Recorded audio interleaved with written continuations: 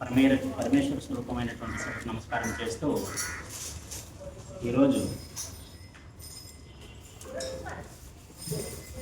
మనకి ఎప్పుడైనా ఏ సందర్భంలో అయినా ఒక శుభకార్యం మీద ఉన్నప్పుడు కానీ శుభకార్యంలో భాగంగా కానీ మనకి మన పెద్దలు ముఖ్యంగా చెప్పే విషయం ఏమంటే పెద్దోళ్ళ ఆశీర్వాదం తీసుకోండి అంట. పెద్దోళ్ళ ఆశీర్వాదం తీసుకోకపోతే ఏమవుతుంది అనేది కొందరికి ప్రశ్న. ఎందుకంటే పెద్దోళ్ళని మనం ఆశీర్వాదం కోరినప్పుడు అవతలి వాడు నీ శత్రువు అయినా నీ పెద్దవాడు నువ్వు ఎప్పుడైతే మోకరెళ్ళి నీ తలనెత్తని కాళ్ళ కంటిస్తావో అప్రయత్నంగా ఆయన చెయ్యి నీ వీపు మీద పడుతుంది లేదా నీ తలపై పడుతుంది. అప్పుడు ఆశీర్వాదం అనేది ఆయన మనసులో లేకపోయినా అతని చేతి ద్వారా నీ తలకు వచ్చేస్తుంది. ఇలాగా ఈ ఆశీర్వాదానికి ఉండే బలం చాలా గొప్పది. కాళ్ళు ఆశీర్వాదం చేత మనకి చాలా విషయాలు నెగిటివ్ అయ్యేవి పాజిటివ్ అయిపోతాయి. అది మనకి తెలియకుండా సూక్ష్మంగా జరిగే ఒక ప్రక్రియ. మనం పోయినప్పుడు మన పని చాలా విజయంగా జరిగిపోయింది, బ్రహ్మాండంగా జరిగిపోయిందంటే మనం ఏమనుకుంటాము, 100కి 100% మనం పెట్టిన ఎఫర్ట్ వల్ల అయిందని మనం అనుకుంటాం. కానీ నీకు తెలియకుండా ఎన్నో ఆశీర్వాదాలు నువ్వు పడేటప్పుడు నీ వీపు తట్టి నిలబట్టి ఉంటాయి. ఆ విషయం సూక్ష్మంగా ఆలోచన చేసేవాడికి తప్ప మిగతా వానికి గోచరం కాదు.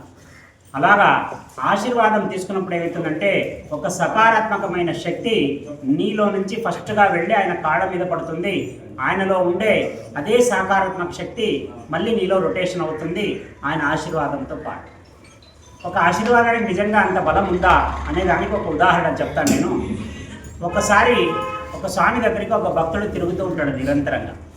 అలా తిరిగేటప్పుడు ఒకసారి ఏమవుతుందంటే ఆయనకు ఒక కోరిక ఉంటుంది. ఆ స్వామి ఎవరితో మాట్లాడుతుండేలేదు, ఎక్కువగా ఎవరు వచ్చినా ఊరికే చూస్తుంటాడు, చెయ్యి గీట్లు అంటుంటాడు. ఒకసారి ఏమనిపిస్తుందో ఆ స్వామికి ఈయన్ని చూసిన తర్వాత దగ్గరికి పిలిచి అడుగుతాడు, నువ్వు ఏదో అడగాలని అనుకుంటున్నావు కానీ నాతో చాలాసార్లు నువ్వు మళ్ళీ రిటర్న్ వెళ్ళిపోయినావు, అసలు ఏమనుకుంటున్నావో అడగాలనుకున్నావో ఈరోజు అడుగు అని అంటాడు. అబ్బా ఈరోజు గురువు గారి ఆశీర్వాదం అయిపోతుంది అని టక్కన ఆయన అడిగిన వెంటనే కూర్చొని ఆయన కాళ్ళ దగ్గర మెల్లిగా చెప్పడం మొదలుపెట్టాడు. అయ్యా, నా తాతలకి తండ్రులకి సొంత ఇల్లు లేదు, ఎక్కడో పూరి గుడిసెలో ఉన్నాం, ఏదో కష్టపడినాం, ఇప్పుడు కొంచెం అంత ఇంత కూడబెట్టుకుని ఇల్లు కట్టుకోవాలనుకుంటున్నాను. కానీ ప్రతిసారి నేను కూడబెడుతున్న ప్రతిసారి ఏదో ఒక ఖర్చు రావడం, ఇంట్లో వాళ్ళకి రోగో రావడం, లేదంటే హాస్పిటల్లో పడడము, ఇంకో విషయమో అసలు డబ్బుకి చేత కానకుండా పోతుంది. అసలు ఇల్లు కట్టే యోగం నాకు ఉందా లేదా ఒకసారి చూసి చెప్పండి. ఎందుకంటే లేదు అంటే నేను కూడా వదిలేసుకుంటా, ఊరికి టెన్షన్ వద్దు. అప్పుడు ఆయన అవుతాడు, ఒక పని చేయి, నేను చెప్పినట్లు చేయి, నువ్వు కరెక్ట్ సంవత్సరం లోపల ఇల్లు కడతా ఉంటావు. అప్పుడు ఆయనకి చాలా ఆనందం అయిపోతుంది. అబ్బా సంవత్సరం లోపల ఇల్లు, మీరు ఏం చెప్పినా చేస్తానంటాడు. అప్పుడు ఏం పెద్దగా నువ్వు చేయాల్సింది లేదు, ఫస్ట్ ఒక కుమ్మారి వాడి దగ్గరికి వెళ్ళి ఒక కుండని తీసుకో. ఆ కుండని తీసుకొని నీ ఇంటి పెరట్లో ఏమైనా చెట్లు ఉన్నాయంటే ఉన్నాయి, 5-6 చెట్లు ఉన్నాయి. దాంట్లో బాగా ఎత్తుగా ఉండే చెట్టుకి మరీ ఎత్తుగా కాకుండా మీడియం సైజులో ఎక్కి ఆ కుండని ఒక కొమ్మ మీద బోర్లించు. ఆ కుండ మీద బోర్లించి నువ్వు వదిలేయి, ఇంకా ఆ కుండ వేసిన విషయం నువ్వు మర్చిపో, అంతే, నీ పని నువ్వు చేసుకుంటూ పో. నేను అనుకుంటాడు దీంట్లో ఏం మహత్యం ఉంది కుండ బోర్లించడం, సరేలే అది చెప్పినాడు కాబట్టి గురువు వినాల. ఆయన పాపం రోజు తన ఏమైతే డైలీ రొటీన్ ఉన్నాయో అవి చేసుకొని కుండని తీసుకొని ఒక చెట్టు మీద వేసి నమస్కారం చేసి కిందికి దిగేసి గురువుగారి ఆశీర్వాదం బలంగా కానీ. ఇలాగా కొద్ది రోజులు గడుస్తాయి. ఒక 3 నెలలు గడిచిన తర్వాత ఈయన ఎప్పుడో ఇచ్చిన ఒక ఆయన ఎత్తుక్కుంటూ వచ్చి డబ్బులు ఇచ్చిపోతాడు.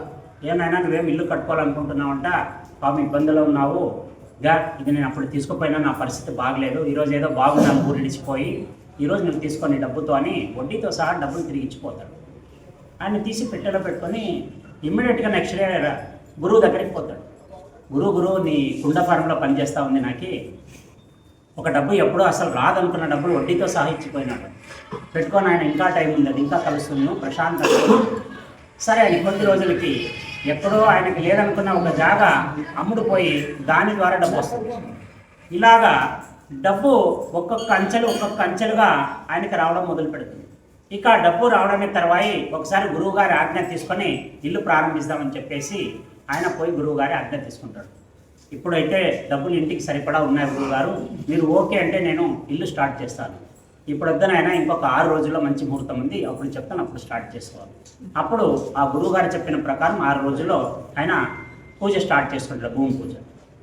అలా అయిపోయిన తర్వాత కరెక్ట్ ఆ గురువుగారు చెప్పినట్ల ఆ స్టేట్ నుంచి, అంటే ఎప్పుడైతే బునాదేసిన స్టేట్ నుంచి కరెక్ట్ ఒక సంవత్సరంలో ఒక భవ్యమైన ఇల్లు కట్టుకుంటాడు. ఆయన అనుకునింది ఒక చిన్న రూమ్ లాంటిది, కానీ ఒక పెద్ద భవంతినే కట్టిస్తాడు ఆయన. ఇదంతా అయిపోతుంది.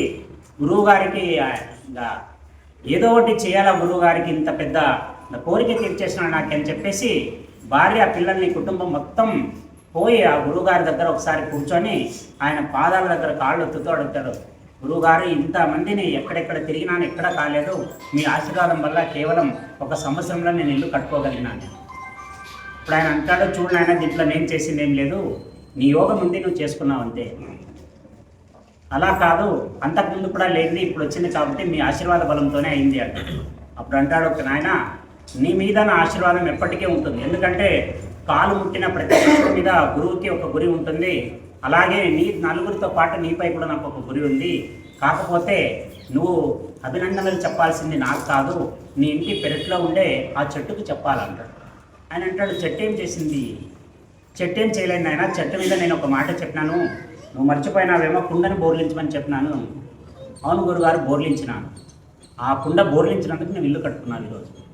దానికి దీనికి ఏం సంబంధం గురుగారు? ఆయన అంటాడు, నువ్వు ఏ రోజైతే కుండ బోర్లించినావో చెట్టుపై పక్షులు వాడడం మామూలు. ఒక పక్షి, తల్లి పక్షి తన గూడు ఎక్కడ పెట్టుకోవాలని ఎత్తుకునేటప్పుడు ఆ కుండలో చాటు ఉండేది చూసి ఆ కుండలోకి ఒక ఇల్లులాగా మార్చుకునింది. అదంతా మార్చుకొని సేఫ్టీ అయిన తర్వాత తన గుడ్లను అక్కడ పెట్టి పొదిగింది.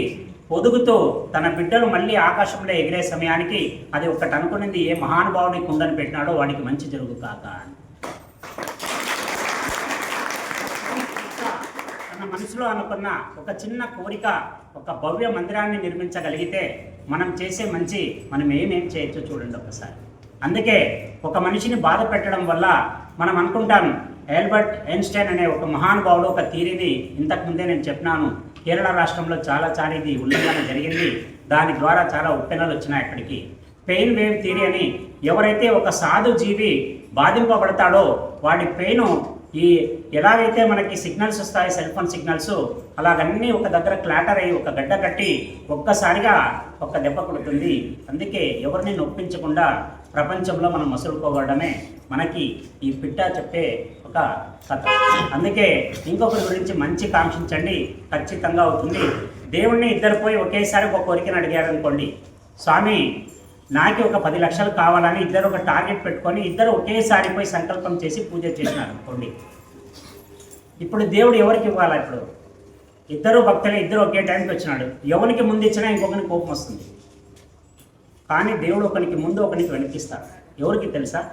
ఎవడైతే తన కోసం కాకుండా పక్కోడి కోసం కోరింటాడో ఆ ఫైల్ని ఫస్ట్ చేతికి తీసుకుంటాడు. ఆయన తన కోసం కోరిన వాని ఫైల్ని పెండింగ్లో పెడతాడు, తర్వాత వీడి కర్మభారాన్ని బట్టి లెక్కేసి చెప్తాడు. ఒకవేళ పక్కోడి గురించి అడిగినావు అంటే అది ఒకవేళ నీ యోగంలో లేకపోయినా దాన్ని కరెక్షన్ చేసి వీడు ఇంకొకరికి పెట్టేవాడు కాబట్టి వీడి ఫైల్ ఫస్ట్ ముందు మూవ్ చేసేస్తామని చెప్తాడు. ఇలాగా పరోపకారం నుంచి నువ్వు ఉపకారం పొందుతావు, అలాగే అవతల వాడు కూడా పొందుతారు. ఇంకా కరెక్ట్ చెప్పాలంటే మహానుభావుడు చెప్పినట్ల దేవుడు మనకి 2 చేతులు ఎందుకు ఇచ్చినాడంటే, ఒకటి నీ కోసం, ఇంకొకటి పక్కోడికి పెట్టడం కోసం అని.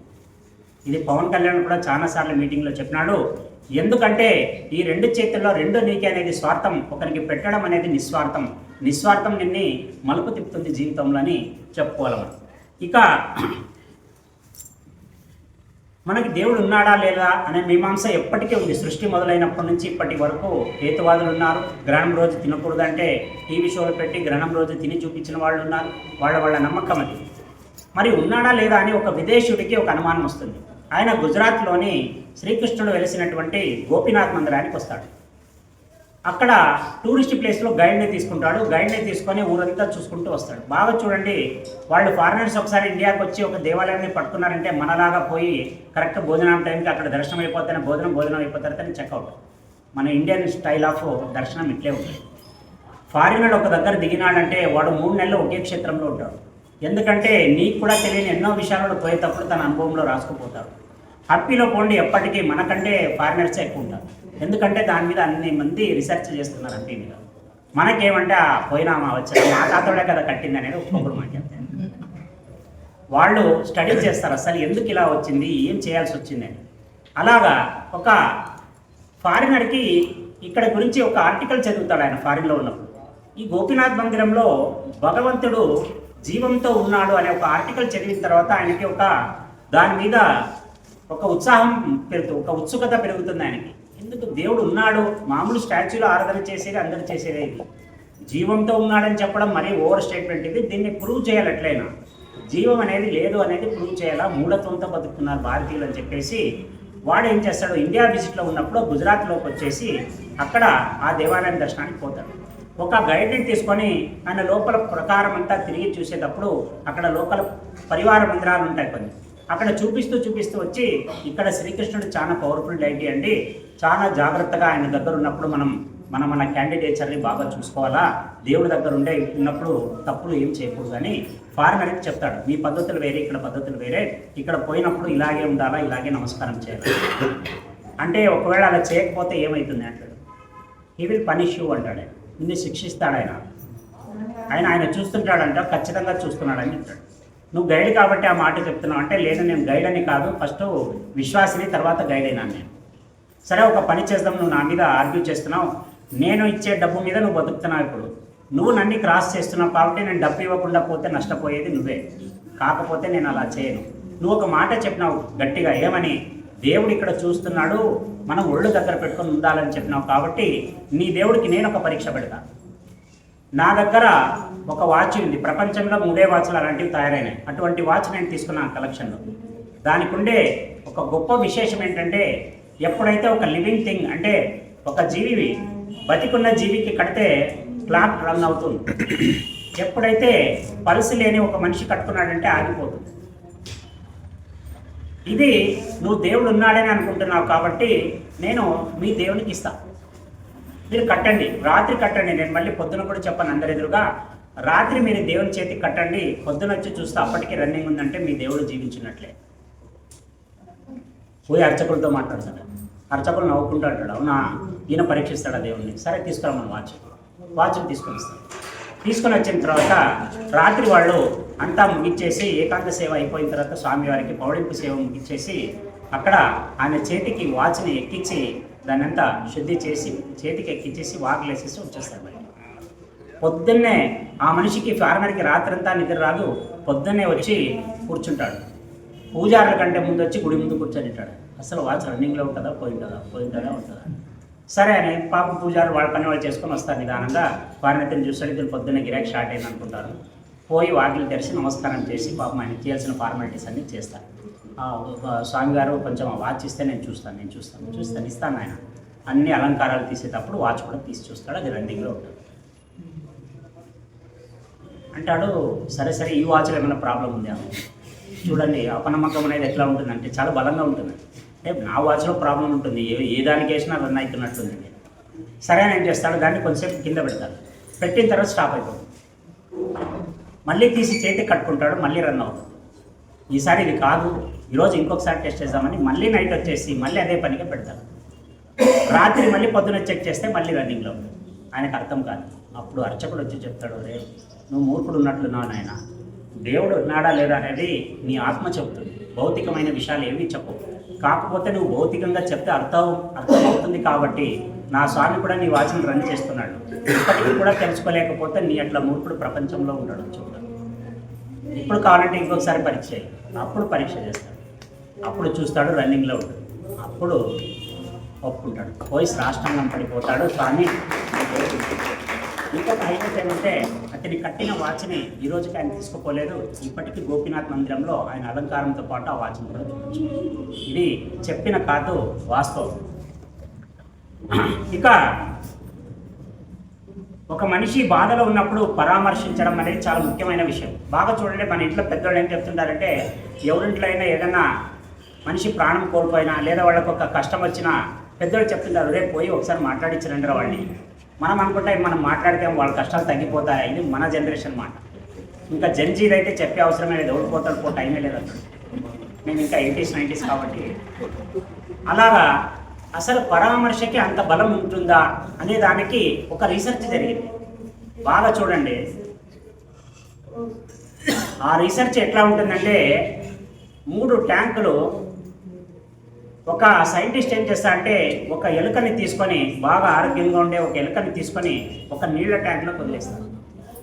ఇలా నీళ్ల ట్యాంక్లో వదిలిన తర్వాత అది కొద్దిసేపు పైన ఉండే ప్రయత్నం చేస్తుంది, దాన్ని కింద లోపల మునిగిపోతూ ఉంటుంది. అయినా అది కొడుతూ కొడుతూ కొడుతూ కొడుతూ నిలబడుతుంది. అలా కొద్దిసేపటి అయిన తర్వాత దానికి ఇంకా చేత కాక అడుగుకి పోయే మొదలవుతుంది. ఎప్పుడైతే అడుగుకు పోతుంది ఇంకా దాని ప్రాణం పోతుంది దానికి. ఆ టైంలో ఆ సైంటిస్ట్ ఏం చేస్తాడంటే దాని తోకను పట్టుకొని దాన్ని పైనకి తీసి పక్కన పెట్టేసి ఒక 2 నిమిషాలు అయిన తర్వాత దాన్ని తీసుకొని పోయి మళ్ళీ ఇంతకుముందు అది ఏ సమూహంలో ఉందో, ఎలుకల సమూహంలో, అదే సమూహంలోకి పారేస్తాడు. అది ఒక ½ అన్ అవర్ షాక్లో ఉంటుంది. అది మరణం నుంచి తప్పించుకున్న తర్వాత ఒక ½ అన్ అవర్ తర్వాత మళ్ళీ అది డైలీ రొటీన్కి అలవాటు పడిపోతుంది. మళ్ళీ అందరితో కలిసి తిరగడం మొదలు పడుతుంది. అప్పుడు ఆయన ఏం చేస్తాడంటే మళ్ళీ ఒక 1 డే గ్యాప్ ఇచ్చిన తర్వాత అదే ఎలుకని తీసుకొని మళ్ళీ అదే లెవెల్ ట్యాంక్లో నీళ్ళు వేస్తాడు.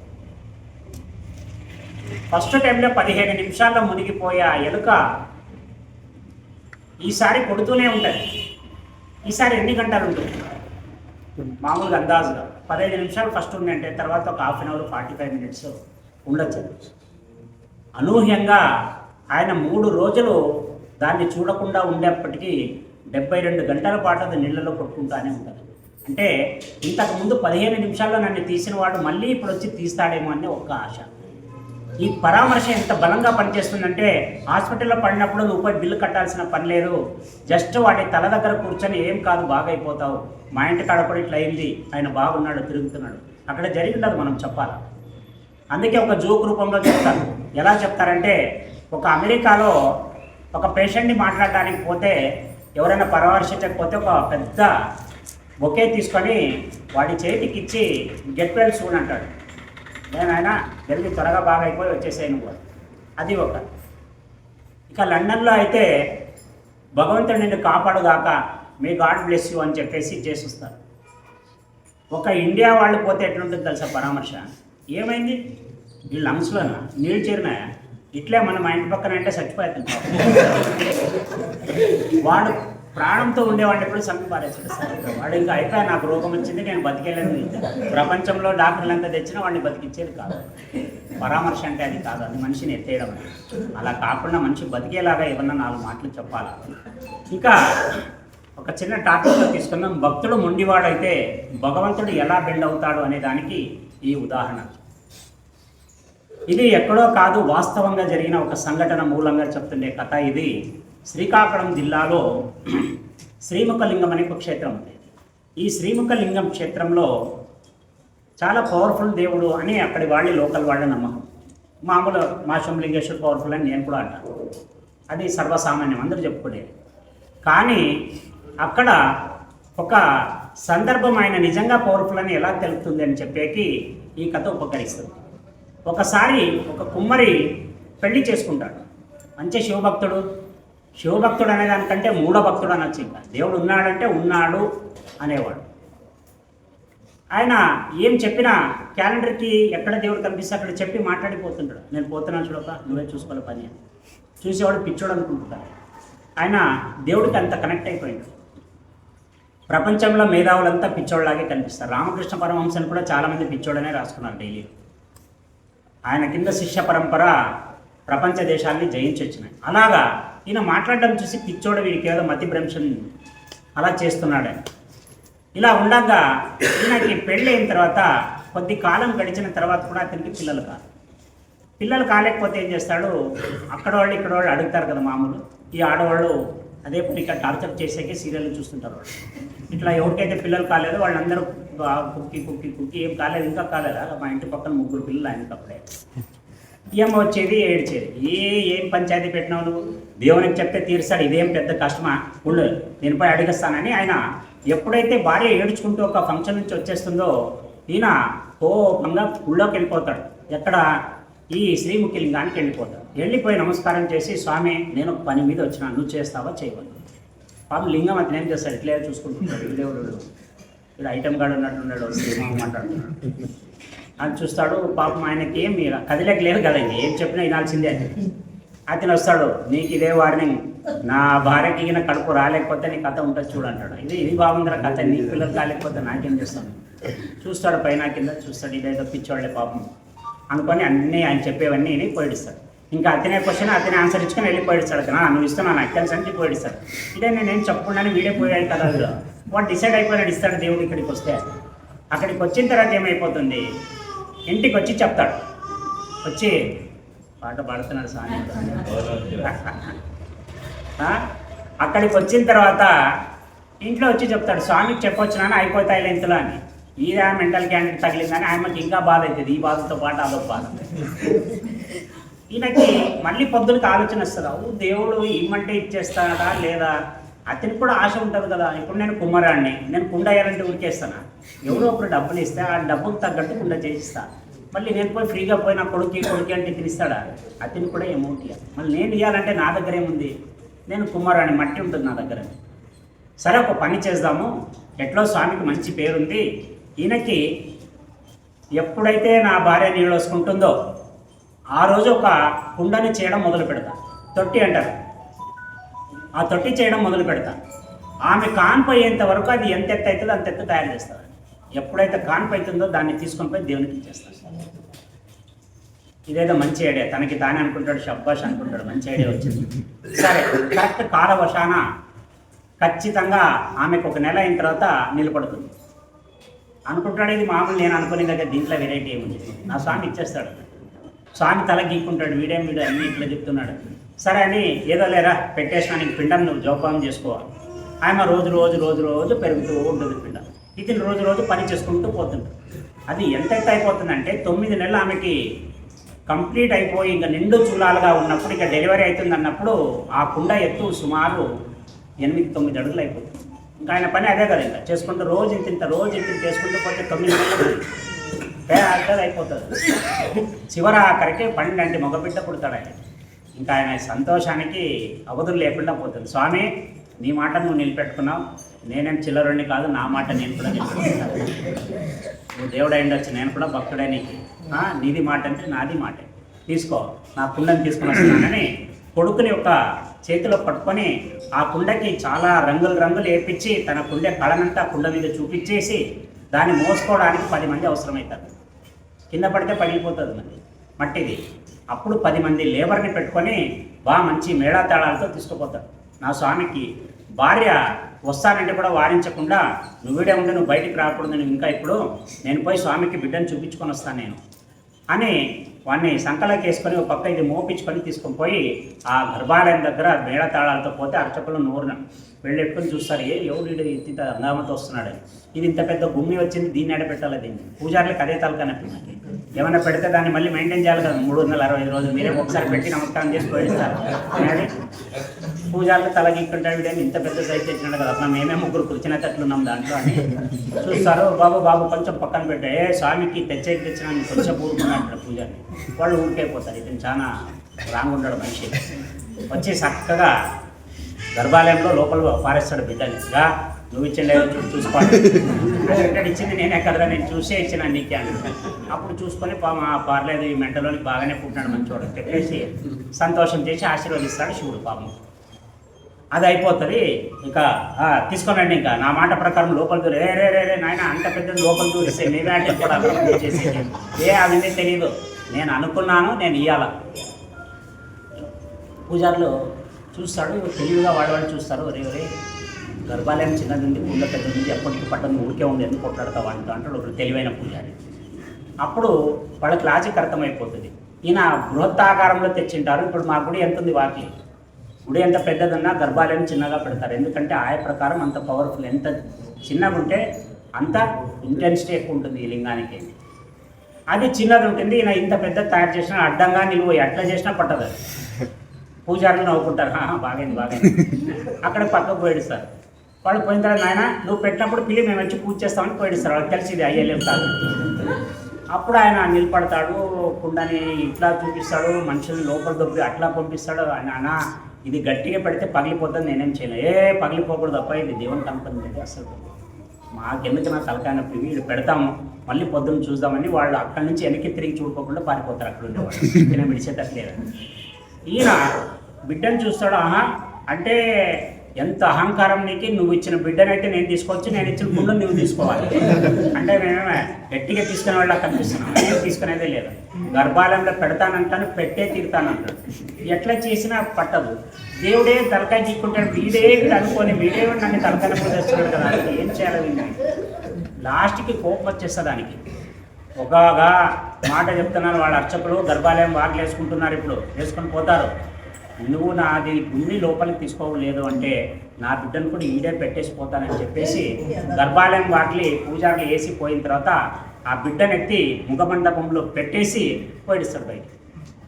అర్చకులు ఒరే నాయన ఒరే లేదు నీ పని ఏముంది, వాకిలు వేసుకుని పోయింది, నువ్వు పో, నేను చూసుకుంటా పోతా, నా బిడ్డ నీ బిడ్డ అంటే ఇప్పుడు వీడెక్కడ దొరికినాడు నాకు పోయిస్తాడు. చక్కగా పోతాడు ఇంటికి. ఆయన సంకం చూస్తుంది భార్య, పాపం అప్పుడే కానిపోయింది, బిడ్డ లేకుండా ఎట్లుంటుంది తల్లి, వాడికి ఆకలైందంటే పాలు ఇచ్చదా, యా పాలు ఆడే లోపల బాగుంటుంది. అదేమండి అంత చిన్న పిల్లల్ని అప్రెంటిస్ చేయి, అవన్న పిల్లలు కుక్కలు ఉంటే పిక్కు తింటే ఏం చేస్తాయి, చూడు ఇచ్చినట్టు ఆడే ఉంటాడు, ఎదురు కాసుకుంటే ఏం పని అతనికి చూస్తాడు, ఏం పని అతనికి. పండుకున్నప్పుడు ఎవరు లేదు, ఉన్నప్పుడు అయితే పొద్దున వాళ్ళు వచ్చి డిస్టర్బ్ చేస్తారు, నాకు ఇల్లు కావాలా, వాకిలు కావాలా, పిల్లలు కావాలా. అప్పుడు ఎవరు లేదు, వీడొక్కడే అదొక పని చేసుకోలేడా, చూసుకుంటాడు పని ముట్టుకుంటూ. ఇది ఏమొప్ప ఇది ఇంత నమ్మకం ఏం రానికి, ఆయనకు భయం అయితే పొద్దున్న లోపల ఏమి వినాల్సి వస్తుందో గుళ్ళో నుంచి. ఈయన రాత్రి కొట్లాడి పండుకుంటాడు. పండుకున్న తర్వాత పొద్దున్నే లేస్తాడు. పొద్దున్నే లేస్తే బిడ్డ ఏడ్చే ఏడు పిలిపిస్తుందని, ఒరే ఇక్కడ ఎక్కడి నుంచి అని చూస్తే ఆ బిడ్డ తల్లి ఒళ్ళో ఉంటాడు. ఎవరు తెచ్చింది, ఎవరు తెచ్చింది, ఎవరో తెచ్చిచ్చిపోయినా నీకెందుకు, బిడ్డ అయితే తెచ్చిన, ఆకలితో ఉన్నాడు పాపం, పాలు తాగుతున్నాడు, ఏ పాలు లేదు గిల్లేదు, ఎక్కడ మళ్ళీ గుంజుకుంటాడు పాపం, ఆయన మాకు చదువు పాలిస్తుంటుంది, గుంజుకొని మళ్ళీ సంకలకి వేసుకుంటాడు. అని నేను ఇవ్వదు అదేనైనా తేలిపోవాలి, అయిపోతుంది. మేము ఎట్టికి తీసుకునే వాళ్ళకి కనిపిస్తామా? చక్కగా గుడికి పోతాడు, ఇంకా గర్భాలయం తెరిచిండదు, ఈయన పెట్టిన భూమి ఉండదు అక్కడ. అప్పుడు ఆ అర్చకులు ఇంటికి పరిగెత్తుతాడు, స్వామి నా పుణ్యం ఏం చేసినాడు కరెక్ట్ చెప్పండి మీరు, అది నేను దేవునికి అనుకుని దాన్ని ఆడిడే, దాన్ని ఎవడు మోసుకో, 10 మంది వస్తే కానీ రావడం లేదు, దాన్ని ఎవడు మోస్తాడు, నువ్వు బాములు మాకు లేదే లేదప్ప, దాన్ని ముట్టుకనే లేదు మేము. ఆడ చిన్న వస్తువు కాదు దొరుకుతుంది ఏడవ దగ్గర, ఏడాడు ఉండదు. చక్కగా పోయి అర్చకుల ఇంటికి వాకిలు కొడతాడు, స్వామి పండుగరించి లేండి మేము అర్జెంట్ పని ఉండదు, ఏం రా నాయన, లేదు మా కుండ కనపడడం లే, దాన్ని ఎవడు మోసుకుపోతే పద. చక్కగా పోయి వాళ్ళు ఈ పోటుకు తట్టుకోలేక వచ్చి జల్దీ దిగాలు తీసి చూస్తే ఆ గుమ్మి దేవుడు వెనకల కూర్చొని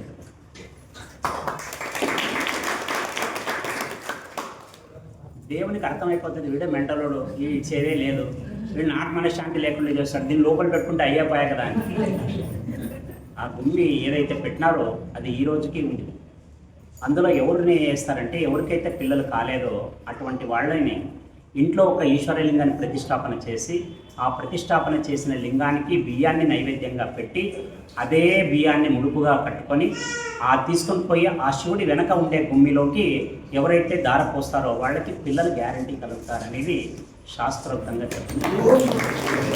అక్క ఏం చెప్తుందంటే నీలో గుడ్డి విశ్వాసం ఉందంటే భగవంతుడు నేను ఎన్ని టార్చర్లు పెట్టినా వదలడాన్ని, ఎందుకంటే నువ్వు కట్టేసింటావు అన్నీ, అది విడుచుకొని ఆయన పోలేడు భగవంతుడు. అందుకే భక్త సులభుడు, భక్తుడికి లింక్ అయిపోతాడు. కాబట్టి మనం భక్తితో మెలిగితే భగవంతుడు అన్నీ చూసుకుంటాడు. నాకుండే పరిస్థితులకు ఇప్పుడు చాలాసార్లు మైండే పనిచేయదు, నాకు ఇప్పుడు చాలా ఘోరాలు జరుగుతున్నాయి. భగవంతుడి మీద ఒకే ఒక విశ్వాసంతో నేను నీ దగ్గర ఉండాలనుకుంటే ఉంచుకో, లేదంటే తెంచుకో. నేను 2 మాటలు చెప్తా, 10 మాటలు చెప్పే అలవాటు నాకు లేదు. నా సేవ నీకు కావాలా, నేను ఉంచుకో, లేదంటే నేను గుమాస్తా పనైనా నేను బతుకుతా, నాకు ఆ భయం లేదు, చదువు ఉంది, జ్ఞానం ఉంది, ఎట్లయినా బతుకుతాను. నేను ఈ విశ్వాసంతో నేను మెలుగుతున్నాను. మీరు కూడా ఎప్పుడు భగవంతుని దగ్గర కష్టాలు వచ్చినప్పుడు స్వామికి ఏం చేసినా ఇంతే అప్ప, ఈయన వృత్తా అనే మాట ఎప్పుడు పొరపాట్లు కూడా అనద్దండి. అలా ఆయన ఇవ్వలేదంటే దానికి ఇంకొకటి ఏదో పర్యావసానంగా ఏదో మంచి చేస్తున్నాడని ఆలోచిస్తూ మనం ముగించుకోవాలి. ఇక మనకి మన సంప్రదాయం ప్రకారం కొంచెం నవ్వుకొని వెళ్ళిపోదాం. ఆల్రెడీ కథలోనే నవ్వినారనుకో, ఏమంటే ఆచారం ఉంది కాబట్టి చెప్పాలి. ఒక డాక్టర్ దగ్గరకు మతిమరుపు వ్యక్తి వస్తాడు.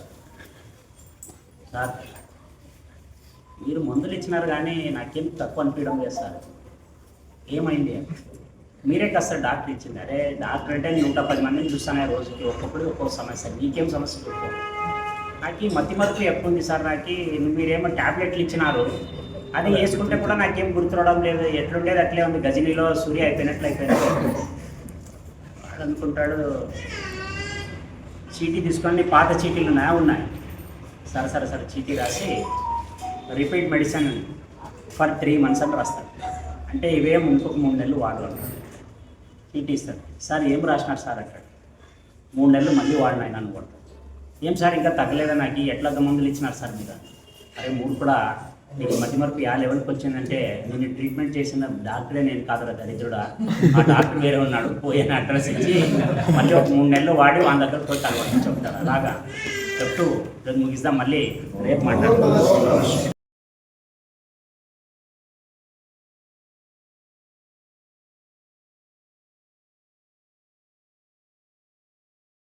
మీ అందరికీ శిరస్సు